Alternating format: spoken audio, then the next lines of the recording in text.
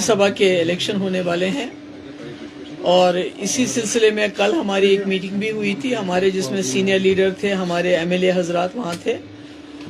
इसको लेके कि हमारा क्या होना चाहिए, लाए अमल हमारा क्या होना चाहिए।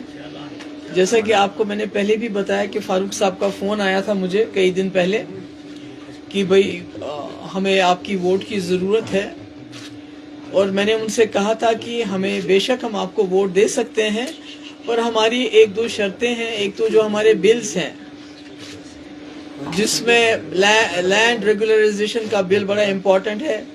जैसे आपने देखा कि पूरे मुल्क में जिस तरह बुलडोजर चला, यहाँ भी काफ़ी जगहों पे बुलडोजर चला, जहाँ सरकारी लैंड में जो गरीब लोगों ने कोई घर बनाया था घास चराए में 4 मरले 8 मरले 10 मरले, उनके ऊपर पिछले 2019 से लेके आज तक उनके सर पे तलवार लटक रही है। हम चाहते थे ये तलवार हट जाए, वो लोग भी जीना इज्जत से जिए।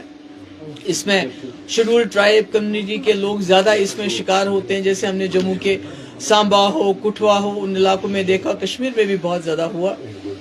और दूसरा ये जो यहाँ सैकड़ों सालों से जो होटल यहाँ चलाते थे, होटल वाले थे, मैंने पहले भी कहा, होटल वाले जो हमसे ज़्यादा नेशनल कॉन्फ्रेंस के नज़दीक रहे हैं, क्योंकि नेशनल कॉन्फ्रेंस 60 साल सरकार में रही, हम सिर्फ 6 साल में रहे, तो इसलिए उनके साथ उनका ज़्यादा ताना बाना है। मगर आज वो भी खतरे में है, वो होटल वालों की जो लीज है वो भी खतरे में है।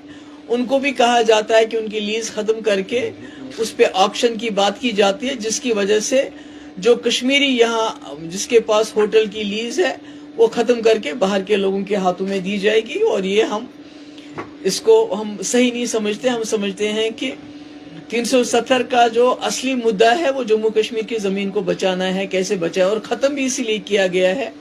तो अब इसको देखते हुए हमने वहीद साहब ने एक बिल लाया है कि रेगुलराइज होना चाहिए। जो गरीब लोगों के पास घास चराई में मकान है, दुकान है, जो है उसको रेगुलराइज किया जाना चाहिए, उनको उसकी ओनरशिप मिलनी चाहिए, मालिकाना हुकूक मिलना चाहिए।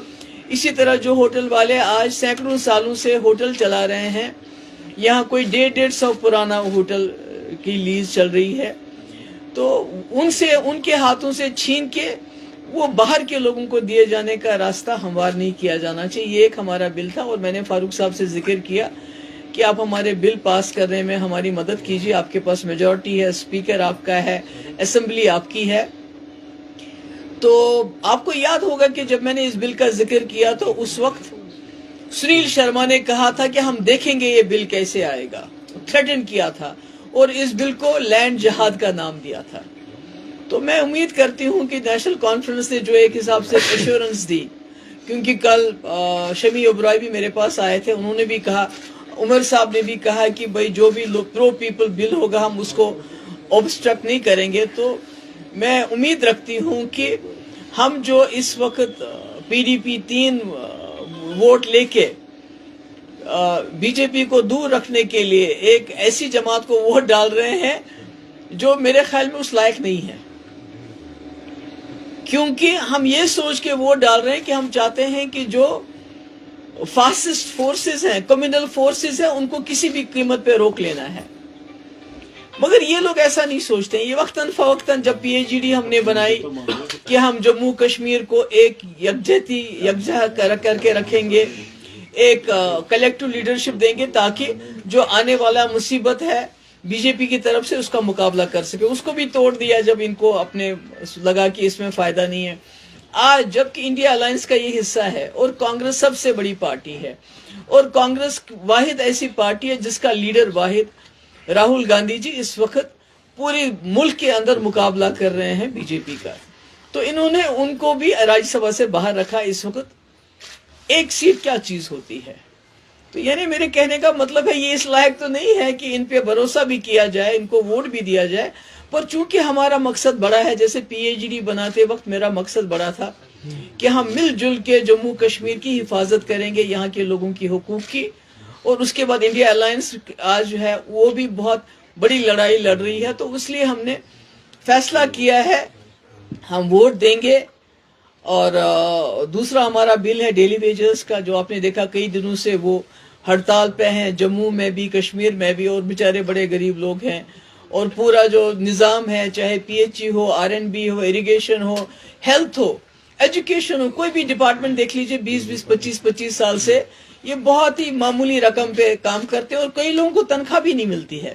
اور یہ وجہ تھی, میں نے اپنے دور میں ان کا بایو میٹرک کروایا تھا اور میں نے SRO بھی لایا تھا ان کو ریگولرائز کرنے کے لیے, پر پھر سرکار گر گئی. تو آج ہم نے ان 2 بلز کے اوپر ہم پھر سے ایک بار نیشنل کانفرنس پہ بھروسہ کر رہے ہیں کہ انہوں نے جو ہمیں ورڈ دیا ہے, خاص کر فاروق صاحب نے جو ورڈ دیا ہے اور جس کو کل شمی اوبرائے نے دہرایا, اس کا پاس کرتے ہوئے یہ دونوں بل ہمارے اسمبلی میں پاس کریں گے, اور تاکہ لینڈ رائٹس بل پاس ہو, لوگوں کو مالکانہ حقوق ملے, جو غریب لوگ ہیں یا جو ہوٹل والے ہیں اور جو ڈیلی ویجرز ہیں وہ ریگولرائز ہو جائیں. اور دوسری ہماری بات یہ ہے کہ ہم چاہتے ہیں کہ ہمارے جو 3 ووٹ ہیں بہت کم ہیں بٹ بہت معنی رکھتے ہیں, یہ ہم 3rd جو پریفرنس ہے اس میں دے دیں گے, یعنی شبی اوبرائے کو دیں گے. ہم 4th میں نہیں دینا چاہتے ہیں, کیونکہ 4th سیٹ جب یہ ہار جائیں گے تو سارا الزام PDP کے اوپر لگایا جائے گا کہ PDP نے کوئی گڑبڑ کر دی ہے. تو اس لیے ہماری ان سے گزارش ہے کہ ہم نے آپ کو سپورٹ دینا ہے,